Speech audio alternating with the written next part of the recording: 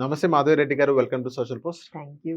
Ma'am, SIP అనేది ఒక మంచి ప్రోడక్ట్. చాలా బ్యూటిఫుల్ ప్రోడక్ట్. కానీ అదే ఎస్ఐపిని చాలా మంది హేట్ చేస్తారు. సో అవునండి. ఎస్ఐపిలో ఇన్వెస్ట్‌మెంట్ చేయమని చెప్పింది మీరే. సో మార్కెట్ రైజ్ అయినా గానీ ఎస్ఐపిలో రిటర్న్స్ రాలేదు. 10 ఇయర్స్ గానీ డబుల్ అవ్వని పరిస్థితి. హ్మ్. సో ఆ సిట్యుయేషన్ ఎందుకొచ్చిందంటారు? సో ఫస్ట్ థింగ్ అంటే ఒక ఎగ్జాంపుల్ తీసుకుంటే ఒక పర్సన్ ఉన్నారు. So he is investing 10,000 SIP చేస్తూ ఉన్నారు. అంటే సంవత్సరానికి దాదాపుగా 1,20,000 వరకు ఇన్వెస్ట్ చేస్తూ ఉన్నారు. సో ఆయన 10 ఇయర్స్ చేశారు. అంటే ఎంత 12 లాక్స్ ఇన్వెస్ట్ చేశారు. సో 12 లాక్స్ ఇన్వెస్ట్ చేసిన తర్వాత 10 ఇయర్స్ తర్వాత ఆయన డబుల్ అవ్వలేదంటే ఫ్రస్ట్రేషన్ వస్తుంది కదండి. Obviously. So he says that I hate SIPs. Maybe he is not wrong in certain sense. ఎందుకంటే SIPs is not a magic. Okay, there is a methodology.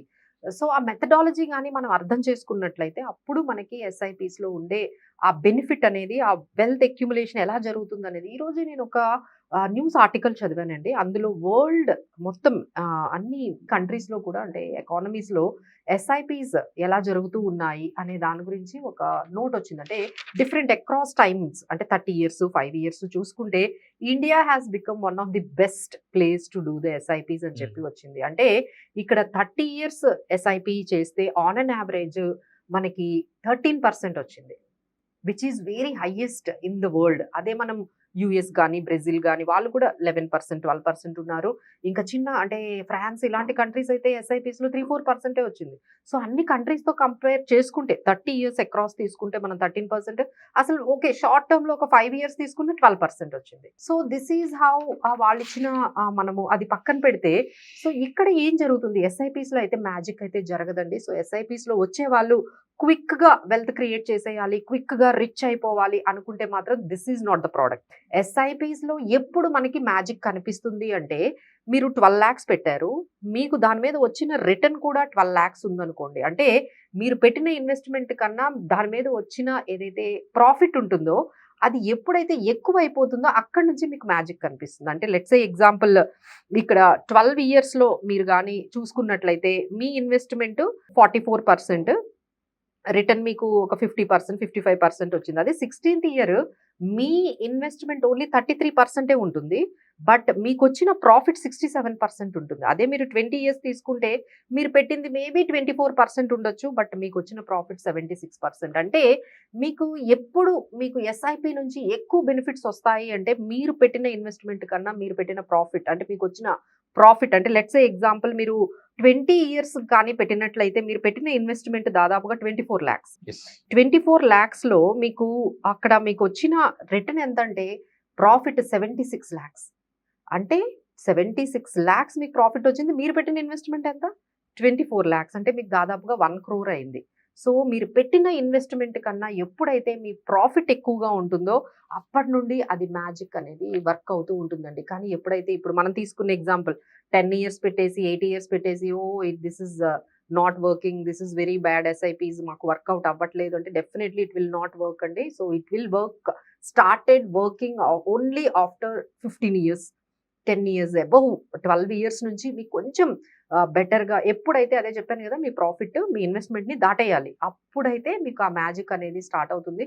But ఎవరైతే madam అసలు అప్పుడేం చేసుకుంటామండి 15 years 20 years తర్వాత అప్పుడు వచ్చిన అమౌంట్ని మేమేం చేసుకుంటాము అంటే, it is wealth creation idea అండి. సో కన్సిస్టెంట్గా మనం డిసిప్లిన్డ్గా ఒక అమౌంట్ అనేది మనం పెట్టుకుంటూ వెళ్తే, అంటే ఇక్కడ ఏంటంటే ఎస్ఐపిలో ఉండే మ్యాజిక్ ఏంటంటే మార్కెట్ టైమింగ్ని చూడదు.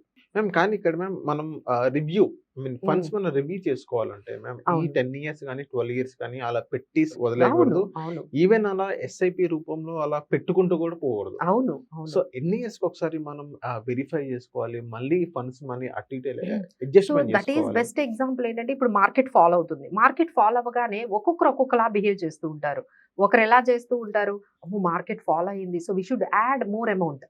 ఇంకా మనకి ఎన్ఏవీస్ బాగా తగ్గాయి కాబట్టి ఇప్పుడు ఎక్కువగానే ఇన్వెస్ట్ చేస్తే ఎక్కువ యూనిట్స్ వస్తాయి అనేది మనకి ఒక ఐడియాలజీ. కొంతమంది ఏం చేస్తారు, అబ్బా ఈ మార్కెట్స్ ఇంక ఇలానే ఉంటాయి, పానిక్ అయిపోయి మార్కెట్స్ లో ఎస్ఐపిస్ స్టాప్ చేసేయటము, ఇన్వెస్ట్మెంట్స్ ఆపేయడము, ఇలాంటి వాళ్ళు కూడా ఉంటారు. సో దీన్ని బట్టి మనకు అర్థమవుతుంది ఏంటంటే SIP will not see the market up and down.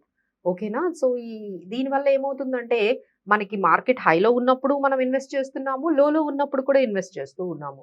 So, దీనివల్ల ఏమవుతుందంటే, మనకి కాంపౌండింగ్ అనేది పర్ఫెక్ట్‌గా జరిగి, మార్కెట్ టైమింగ్ మీద మీరెప్పుడూ కూడా దాని మీద మనకు దృష్టి వెళ్ళకుండా, మనం కంటిన్యూయస్‌గా ఇన్వెస్ట్ చేస్తూ ఉంటాం. సో, మీరు చేసే ఈ మిస్టేక్స్ అంటే జనరల్‌గా ఏం చేస్తూ ఉంటారు మిస్టేక్స్ ఇన్వెస్టర్స్ అంటే, పీక్‌లో ఉన్నప్పుడు ఇన్వెస్ట్ చేస్తారు. ఓకే. మార్కెట్ ఆల్మోస్ట్ చాలా వరకు వెళ్ళిపోయిన తర్వాత అప్పుడు యుఫోరియా ఉంటుంది గదా! అవును. అమ్మో! ఇంత రిటర్న్స్ వచ్చాయి. అప్పుడు ఎంటర్ అవుతారు. బట్ దానివల్ల మనకి యూజ్ యూజ్ ఉండదు. లేదు. ఇంకొకరు ఏం చేస్తారంటే మార్కెట్ బాగా డౌన్ అయినప్పుడు బయటకొచ్చేస్తారు. Because of fear. అంటే గ్రీడ్‌లో ఎంటర్ అవుతున్నారు. ఫియర్‌లో ఎగ్జిట్ అవుతున్నారు. రిటర్న్సే ఉండవు అక్కడ. రిటర్న్సే లేవు వాళ్ళకి. సో, ఇది బీట్ చేయాలి. ఇలాంటి ఎమోషన్స్‌ని మనం బీట్ చేయాలంటే SIP is the only product. మీరన్నట్టుగా రివ్యూ డెఫినైట్‌లీ అండి. ఎవ్రీ ఇయర్ ఒక్కసారి రివ్యూ చేసుకోవాలి. ఇయర్లీ వన్స్ ఎందుకు? చాలంటారా? ఇయర్లీ ఇయర్లీ ట్వైస్ కావాలా? ఇయర్లీ వన్స్ అయితే సరిపోతుందండి. బట్ ఎప్పుడు రివ్యూ చేసుకోవాలి అంటే దేర్ ఆర్ 2 థింగ్స్ అండి. మైక్రో అండ్ మాక్రో చేంజెస్ అంటాం. మైక్రో చేంజెస్ అంటే మీ లైఫ్‌లో ఏమైనా చేంజెస్ వచ్చాయి. అంటే జాబ్ చేంజెస్ అయ్యాయి. లేకపోతే you got married, you got have a kid. ఇలాంటి చేంజెస్ మీ లైఫ్‌లో జరుగుతున్నప్పుడు, ఇన్‌కమ్ పెరిగినప్పుడు, ఇన్‌కమ్ తగ్గినప్పుడు definitely we have to make certain changes in your portfolios గాని, మన ఇన్వెస్ట్‌మెంట్స్‌లో గాని చేంజెస్ చేయాలి. మాక్రో ఎకనామిక్స్ చేంజెస్ అయినప్పుడు కూడా మనము ఎస్ఐపీస్‌లో అంటే మనం పెట్టిన ఇన్వెస్ట్‌మెంట్స్‌లో చేంజెస్ జరుగుతూ ఉండాలి. మాక్రో అంటే ఏంటి? ఇప్పుడు వార్ జరిగింది. ఇన్‌ఫ్లేషన్ పెరుగుతోంది. సో, ఇలాంటప్పుడు మనము డెట్‌లో ఎంత పర్సెంటేజ్ ఉండాలి? సో, ఫైనల్‌గా డోంట్ చేజ్ ద స్కీమ్స్. అంటే ఒక స్కీమ్ నుంచి ఇంకొక స్కీమ్‌కి, ఒక థీమ్ నుంచి ఇంకొక థీమ్‌కి మీరు ఇలా మార్చుకుంటూ ఉండడం వల్ల అంటే ఒక స్మాల్ క్యాప్ నుంచి ఇంకొక స్మాల్ క్యాప్‌కి, ఒక మిడ్ క్యాప్ ఏఎంసీ నుంచి ఇంకొక మిడ్ క్యాప్ ఏఎంసీకి మీరు ఇలా షిఫ్ట్ అవ్వడం అనేది that is not at all a review. అసలది రివ్యూనే కాదండి. రివ్యూ, రీబాలన్సింగ్ పోర్ట్‌ఫోలియో అంటే మన అసెట్ అలొకేషన్. అంటే మనం ఈక్విటీలో ఎక్కువ పోర్షన్ అవ్వగానే దాన్ని కట్ చేసి కొంచెం కమోడిటీస్, కొంచెం డెట్ వైపు తెచ్చుకోవాలి. లేదు డెట్ పోర్షన్ మీకు ఎక్కువగా ఉందనుకోండి. డెట్ పోర్షన్ నుంచి కొంచెం అమౌంట్ ఈక్విటీలోకి తెచ్చుకోవాలి. కమోడిటీస్‌లో మీరు ఎక్కువగా ఇన్వెస్ట్ చేస్తూ ఉంటే కమోడిటీస్ నుంచి మళ్ళీ మీరు కొంచెం షిఫ్ట్ అవ్వాలి. This is how every year మనం ఏమవుతుందంటే ఒక్కొక్క అసెట్ క్లాస్‌లోని మనకు కొంచెం ఎక్కువగా పెట్టడం, తక్కువగా పెట్టడం జరుగుతూ యెస్. ఉంటుంది. సో, దాన్ని మనం బ్యాలెన్స్ చేసుకోవాలి. అంతేగాని జనరల్‌గా ఏమనుకుంటారు అంటే ఎస్ఐపీస్ మార్చేయడము, ఒక స్కీమ్ నుంచి ఇంకో స్కీమ్‌లోకి మారిపోవడము, ఒక ఏఎంసీ నుంచి ఇంకొక ఏఎంసీలోకి మారిపోవడము, ఒక థీమ్ నుంచి ఇంకో theme. This is not at all a rebalancing. This is not at all a review. Review అంటే మనకి అసెట్ అలొకేషన్ ఏ విధంగా ఉంది, డెట్‌లో ఎంత పర్సెంటేజ్ ఉన్నాము, ఇలాంటివన్నీ మనం చూసుకోవాలండి. బట్ దేర్ ఆర్ అంటే it is not that much easy. వాళ్ళు ఓన్‌గా వాళ్ళు చేసుకోలేకపోతే we are there to help them. మేమున్నాం. వాళ్ళకి కొంచెం ఏదైనా హెల్ప్ కావాలంటే ఎక్స్‌పర్ట్స్ హెల్ప్ తీసుకోవాలంటే ఎక్కువగా వాళ్ళ కాన్సంట్రేషన్ అంతా కూడా చేసింగ్ ద న్యూయెస్ట్ థీమ్స్. కొత్త థీమ్ ఏం రాబోతుంది అందులో పెట్టేయాలి. యెస్. అందులో ఈజీగా ఎక్కువ రిటర్న్స్ వచ్చేయాలి. ఇలా చేసింగ్ చేయడం వల్ల అయితే మాత్రం that is not at all a review and monitoring అండి. దానివల్ల చాలా మంది స్టక్ అయిపోతున్నారు. ఇప్పుడు మనకి ఐటీ థీమ్‌లో పెట్టేవాళ్ళు ఎంతమంది ఉన్నారండి? వాళ్ళు ఎంత బ్యాడ్‌లీ స్టక్ అయ్యారు. అంటే అవును. ఒకటే థీమ్‌లోకి వెళ్ళిపోతూ ఉన్నారు. చేసింగ్ చేయడం వల్ల అందరూ కూడా స్టక్ అయిపోతారు. ఎందుకంటే దీస్ ఆర్ ఆల్ సైకిల్స్. ఈ సైకిల్స్‌లో మీరు స్టక్ అయ్యారు అంటే అగైన్ మళ్ళీ మీరు బ్యాక్ టు ఇలాంటి ఫీలింగ్ ఐ హేట్ ఎస్ఐపీస్ అనే ఫీలింగ్‌తోనే మీరు బయటకొచ్చేసే అవకాశాలే ఎక్కువున్నాయి. But that really works.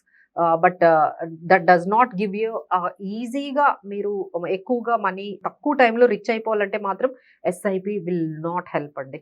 Only మీరు 15 ఇయర్స్ టైమ్ ఉండి పేషెన్స్ మీ లాంగ్ టర్మ్ గోల్‌కి మాత్రమే మన ఎస్ఐపీస్ అనేవి వర్క్ చేస్తూ ఉంటారు. లైక్ మీ కిడ్స్ హైర్ ఎడ్యుకేషన్ కానీ, లేకపోతే మీ రిటైర్మెంట్ ప్లానింగ్ కానీ, ఇలాంటి లాంగెస్ట్ ప్లాన్స్ ఎవరైతే లాంగెస్ట్ గోల్స్ ఉంటాయో, లాంగ్ హారిజన్ గోల్స్ ఉంటాయో వాళ్ళకి definitely SIP will give magic. But rest of the things you have to create మన ఇన్కమ్స్‌ని పెంచుకోవడము, మన వెల్త్‌ని క్రియేట్ చేసుకోవడము, వాటి ద్వారానే మనము అదర్ గోల్స్‌ని రీచ్ అవ్వగలము. So thank you ma'am. మా సోషల్ పోస్ట్ చేసినందుకు. Thank you.